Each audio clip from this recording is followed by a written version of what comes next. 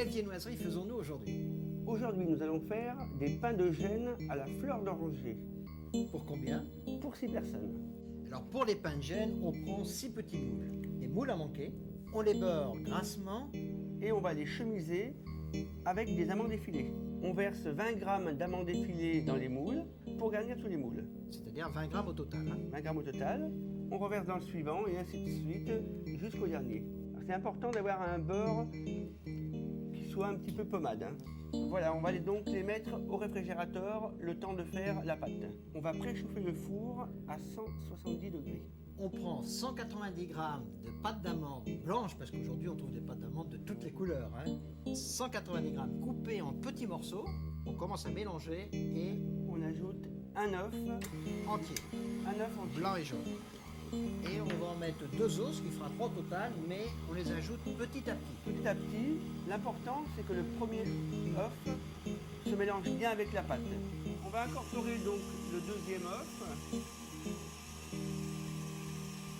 Il faut que ça soit lisse, bien homogène. Bien lisse, bien homogène.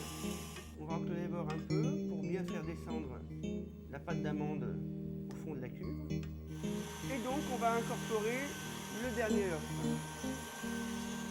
Et on va laisser comme ça pendant 10 minutes. 10 minutes. 10 minutes, on va laisser monter la pâte.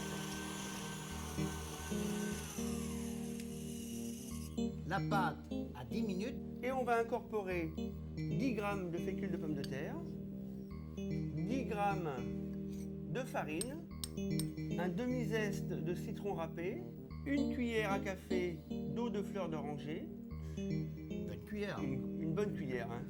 C'est comme quand on boit la goutte, on dit une goutte, mais en fait on en met un petit peu plus. 70 g de beurre fondu chaud. Il faut qu'il soit chaud, sinon vous allez faire trancher votre appareil. Et là, on va mélanger très rapidement. On mélange en 2-3 secondes, c'est terminé. Juste mélanger, juste incorporer, sans travailler à la main. Sans travailler. Voilà. Alors là, c'est rapide. On va mouler et on va les enfourner directement, Sans laisser reposer la pâte, rien. sans repos, directement.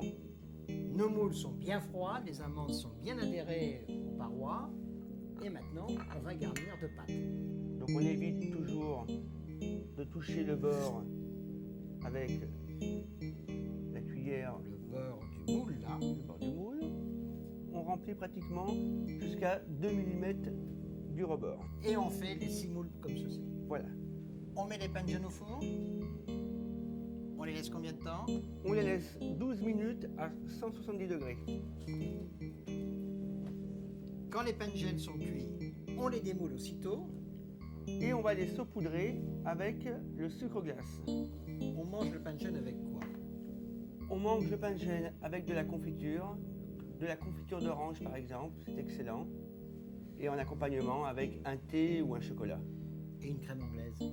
Ah, une crème anglaise, bien sûr.